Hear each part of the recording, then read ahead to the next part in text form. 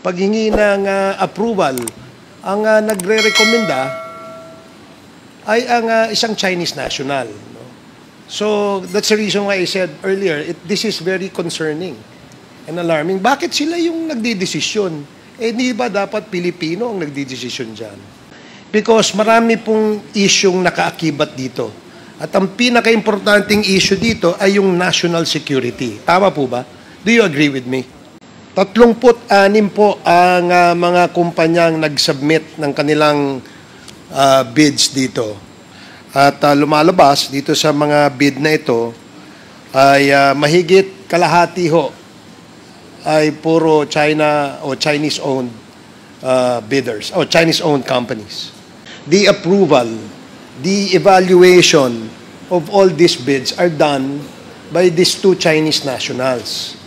Which again, I would like to raise this point that this is quite alarming and concerning. Kanina, sinabi natin yung pagbili ng lupa, Chinese ang nagdidesisyon. Yung pag-implement ng project, Chinese ang nagdidesisyon. Ito ay isang national security vulnerability sa tingin ko na yung mga importanteng desisyon ng NGCP ay nasa kamay ng mga dayuhan. If I remember it correctly, there's just one person or maybe 2 or 3 of them who are in control of the shutting down or the turning on of the system. To me, and I'm sure my colleagues will share my apprehension, na nakakatakot ito. Nakakatakot ito. And this is, again, something that we should really correct and we should look into.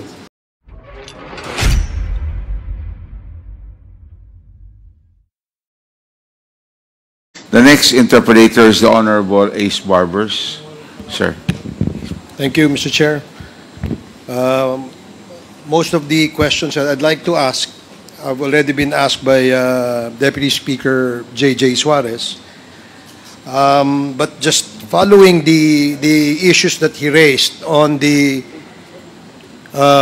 very concerning and very alarming, there seems to be a control by the Chinese nationals in the operation of the NGCP. Kaya earlier, I was asking if the shareholders agreement was submitted to the committee, because most of my questions that I'd like to propound are based on the information that is stipulated in that agreement. However, in the absence of that, I'd like to pursue the issue where in this corporation, there seems to be total and full control of the Chinese nationals. Tanong ko lang sa NGCP, no?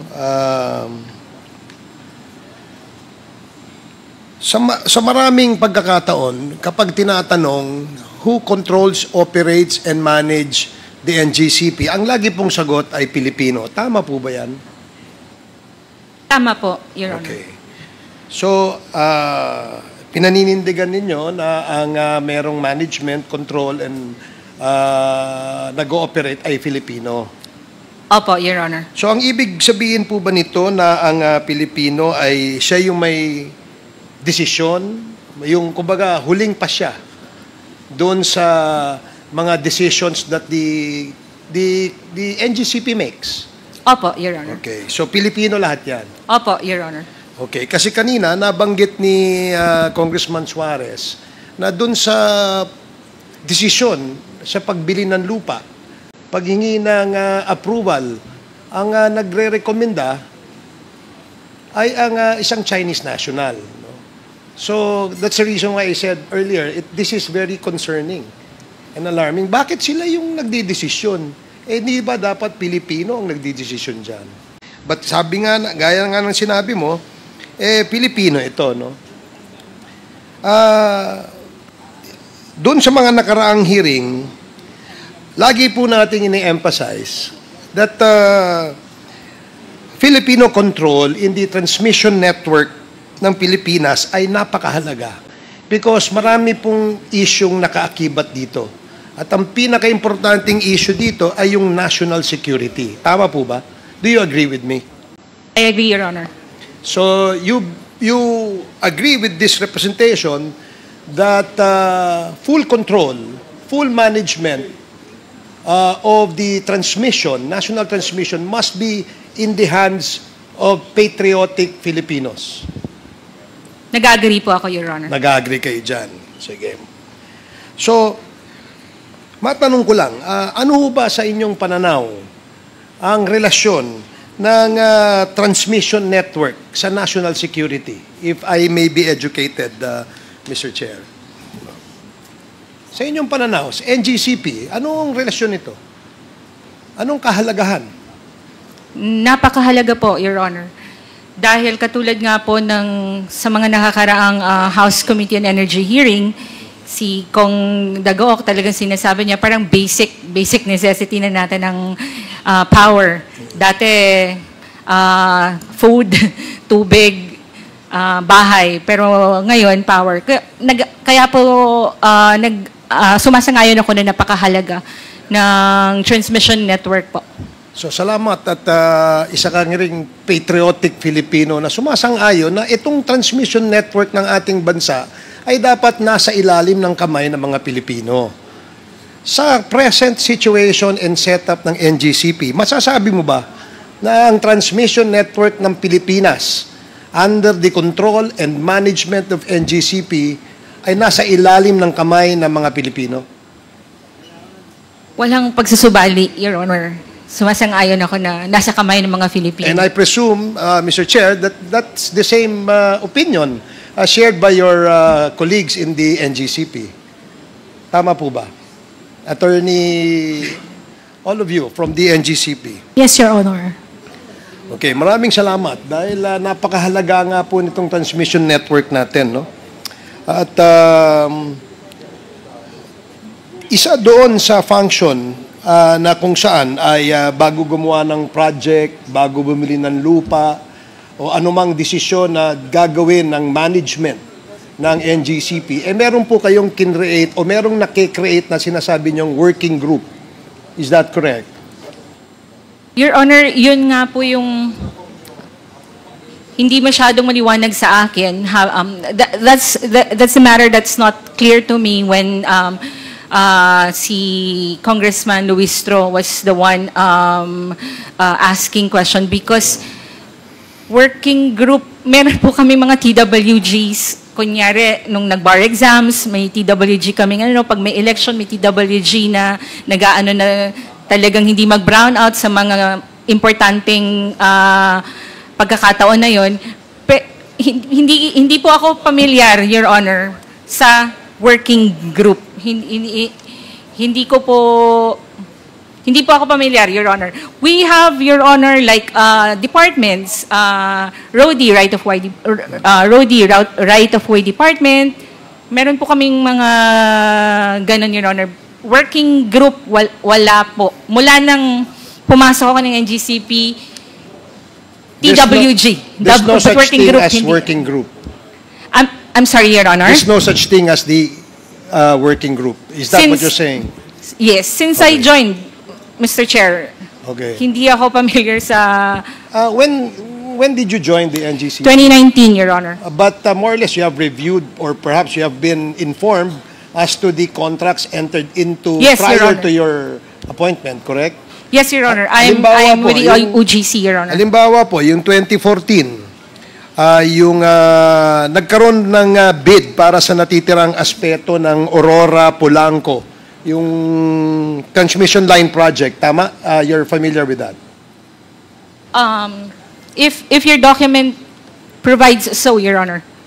Yes, kasi nga, napakahalaga because this is the information that was shared with us wherein this working group plays a very vital and important role. Ba't ko nasabi ito, Mr. Chair, is that nung pong nagkaroon ng isang project, itong sinasabing Aurora Polanco 138 kV transmission line project, nagpa-bid ho kayo. But that is a normal procedure, correct? Opo, competitive bidding before awarding any project. Okay, so when you open for bids, do you qualify those that will submit their bids? Yes, the bidders, Your Honor, are accredited, qualified. Yeah.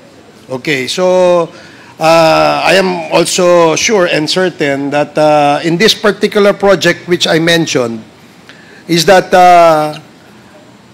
may nag-submit na mga bids sa inyo.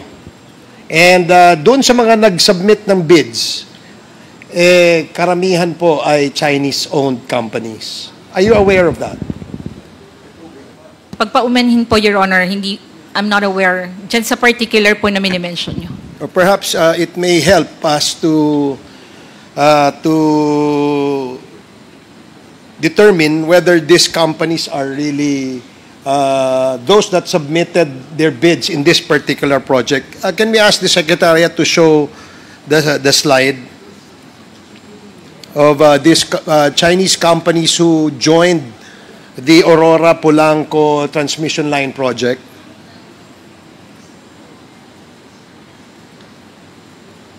Tatlongput-anim po ang mga kumpanyang nag-submit ng kanilang bids dito.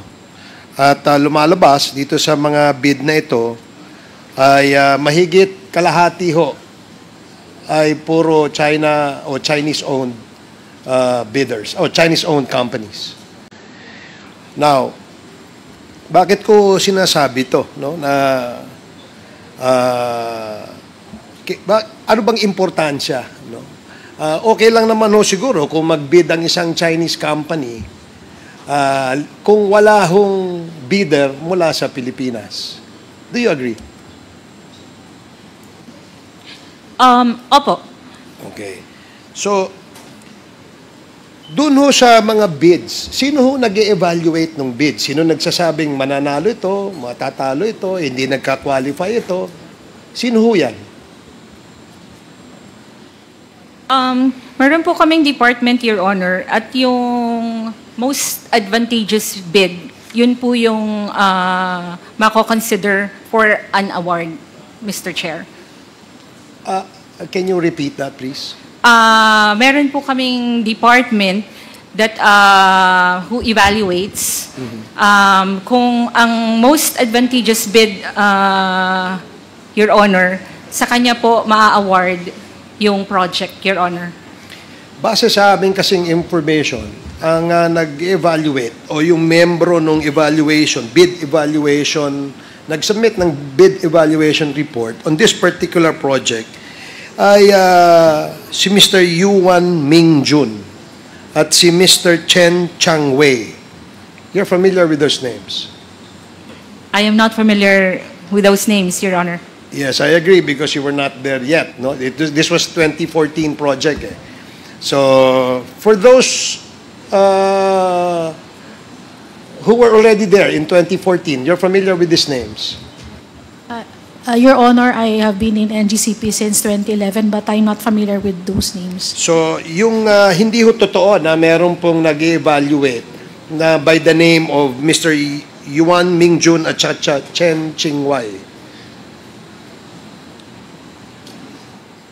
Again, as I repeat, Your Honor, I'm not familiar of those names.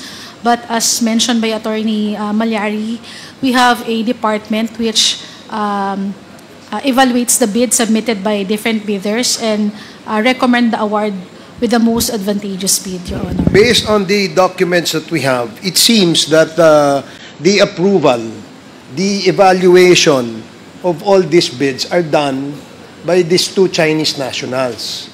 Which again, I would like to raise this point that this is quite alarming and concerning. Kanina, sinabi natin yung pagbili ng lupa, Chinese ang nagdidesisyon. Yung pag-implement ng project, Chinese ang nagdidesisyon. So again, can we ask the Secretariat please flash on the screen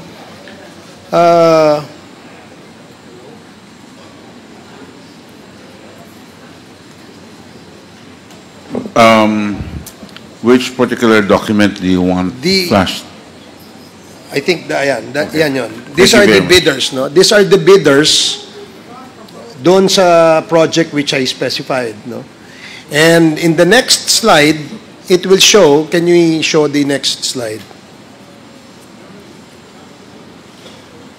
So, majority po ng mga kumpanyang ito ay China-owned corporations. So, the next slide, please, Secretariat.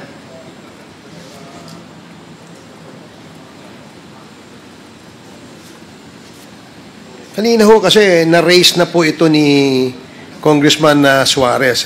And when he raised this issue of Chinese nationals being involved in the decision-making of the NGCP, did not just raise eyebrows, so to speak, but also, ito ay isang national security vulnerability sa tingin ko na yung mga importanteng desisyon ng NGCP ay nasa kamay ng mga dayuhan. So, yung next slide will show what I was mentioning earlier, yung sinasabing working group. No? Wherein itong si Mr. Yuan Mingjun at saka si Cheng Changwei, the chairman and the alternate chairman of the working group, no, are the ones deciding. So, ayan, yung name na Ouyang, ayan, that's July 11, 2014, the so-called working group, the chairman of that is Yuan Mingjun, and the alternate chairman is Chen Changwei. So, as you said earlier, you're not familiar with this document, but perhaps ma'am, maybe you're familiar with this since you were there already in 2011. Your Honor, I'm not familiar with this document. So, you're not familiar with that. So, dalawang bagay lang ito. Yung research namin at yung base sa dokumentong sinasubmit nyo sa amin ay yun mga information that we'd like to be clarified on. That's why we ask these questions to you. Now,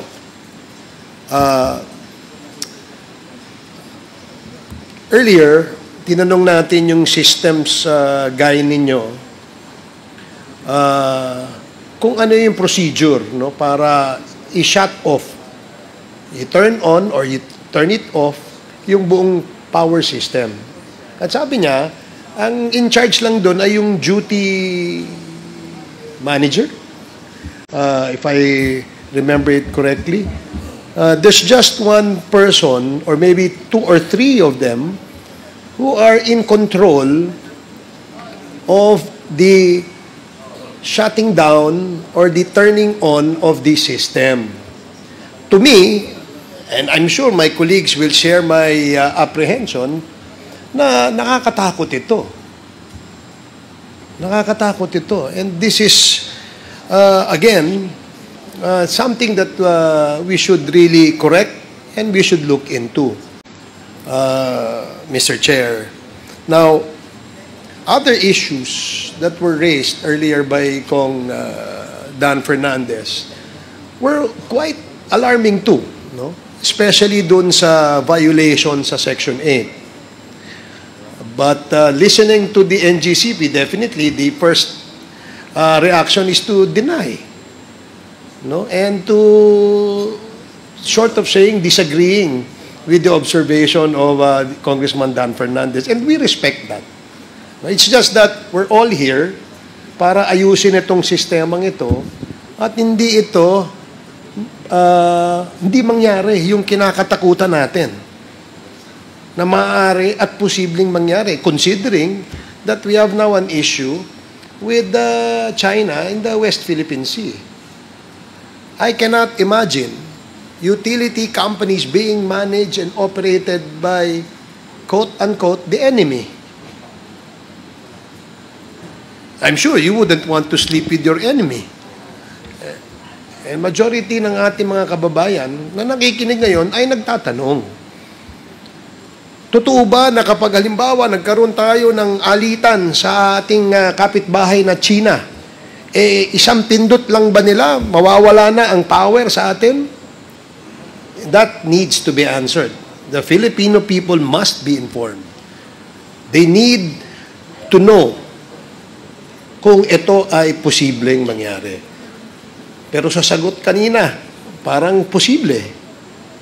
Parang posible. Unless you have a better reply to that question, ma'am. Mr. Chair, nandun ako sa likod nung kausap niyo si aming Mr. Clark Agustin. Yung scenario niyo po kasi na bigay sa kanya is si terorista na sa kwarto na. But ang ano po is, bago siguro nakarating si terorista doon, kasi po yung control center namin are physically secured. And insofar as yung mga tao na mag-on at mag-off ng mga equipment, there are switching procedures which includes validation between control and substation. So, sa hypothetical scenario, it appears na hypothetically it can be done, pero sa tunay na buhay, Mr. Chair, may kalabuan. So, yan ay ginagarantiyan nyo sa ating mga kababayan? Opo. So, hindi pwede na pakialaman ng dayuhan ang control sa ating elektrisidad o power dito sa ating bansa? Opo. Sigurado kayo dyan? Opo. Okay, sige. I will not belabor that point anymore, Mr. Chair, but to give more time to my colleagues here that would like to propound questions, I am yielding the balance of my 38 seconds in my interpellation, Mr. Chair. Thank you, Mr. Chair. Thank you very much, the Honorable Ace Barbers. The Honorable Ernix Junicio is recognized. Thank you, Mr. Chair, and good afternoon to everyone. Sino po ulit yung mga representative natin sa NGCP? Parang tatlo po. Meron po kami Pero yung nakaupo po, tatlo. Tatlo po. Ibig sabihin, kayo po yung nakaupo, kayo po yung may kaalaman. Mostly with regards to the query of the members of the committee. Tama po ba? Opo. Hanggang sa kaya ng aming Yes, abilidad. Don't worry, ma'am. Ako naman. No, mahirap po kasi yung tanong ko eh. Ma'am, ano pong first nickname niyo, ma'am? Pangalan ko po, Attorney Lali Malyari. Attorney Lani, ma'am. Saan po ang probinsya niyo? Batangas po. Batanggenya po kayo? Yes po. Pilipino po kayo? 100%. Okay, of course, it goes to, without saying. Of course, all the representatives from NGCP are all Filipinos here. Agreed? Opo. Opo. No, kasi actually, most of the queries and questions of the members have been asked by the members who asked questions earlier. Ako lang kasi na bagabag ng kaunti doon sa mga ibang informations, ma'am, na narinig ko, attorney. For example, ano ba yung nabanggit kanina, yung chairman ba? Sino po ulit ba yung chairman? Based on the 2024 GIS ng NGCP po, the chairman is Mr. Zhu Guangzhou. Ang nationality niya po na naka-indicate dito sa GIS ay Chinese. Ma'am, sinagot yun na, tinatanong ko pa lang yun. But thank you, ma'am, for answering agad. Pero, bakit po kaya Chinese yung naging chairman sa tingin niyo, ma'am? Katulad po ng sagot ko kanina, Mr. Chair, how the Board of Directors operate, sila po yung nakakaalam. At saka po, pinasasubmit na rin po ni Congressman Suarez, yung minutes of the meeting ng election. Yes, ma'am. Opo. Kasi all the answers have been technical. I'm trying to talk to you as representatives of NGCP on a more, let's say, personal, yung opinion po ninyo. Matagal na rin po kayo sa NGCP, 2019, tama po ba, ma'am? 2019, Mr. Chair. Ma'am, kayo po, since when po kayo nasa NGCP? Since 2011. 2011. So, more than a decade. Sir, kayo po? 2009 po. 2009. Mas antigo si Sir sa inyo. Pareho. Now, yung ano lang kasi sa akin, hindi ba kayo... Ako kasi, ng first time I've heard dun sa sinabi na yung chairman natin, although yes, ipapass nyo sa committee yung mga minutes of the board, hindi ba kayo na babagabag na... O na, sa sarili niyo pong opinion, I'm sure you are lawyers, na meron din kayong sariling opinion. Nababagabag po ba kayo o hindi naman po? Mr. Chair, sa pagkakaalam ko po, insofar as our board of directors is composed and how they proceed with their order of business, ang chairman po ng board only presides. So, para pong preside. So, kung bagabag dahil Chinese. Dahil meron siyang pwedeng ma-exercise na compulsion, kahit sa akin, sir, hindi po kasi it's outside. It's ultra virus na po yung gagawin niya kung i-compel niya ako to do anything, Mr. Chair. So, in your opinion, attorney, yung chairman, walang influence. Nagpe-preside lang siya. That is your opinion. That's my opinion, and as they are constituted, Mr. Chair. Yes, I understand that. That's the technical... Yeah, but the reality is, yung chairman, alam naman nating lahat, hindi lang naman hanggang sa preside. Yun naman ang realidad. Pero I won't stay with that. Ang nag-aalala lang ako si ma'am, yung mga narinig kong information, yung control over management, yung extent of influence in decision-making ng operations, medyo nakaka-worry. Yung State Grid International Development Limited, or SGID, tama po ba? Ito yung may 40% ownership, ma'am? Opo, State Grid International Development Limited, Hong Kong, SAR. Buong pangalan po. Sino po ba tong SGID na to, ma'am?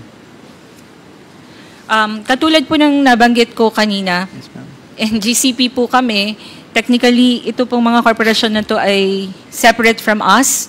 So ako po walang personal knowledge insofar as sinong nagko-compose kay State Grid International Development Limited.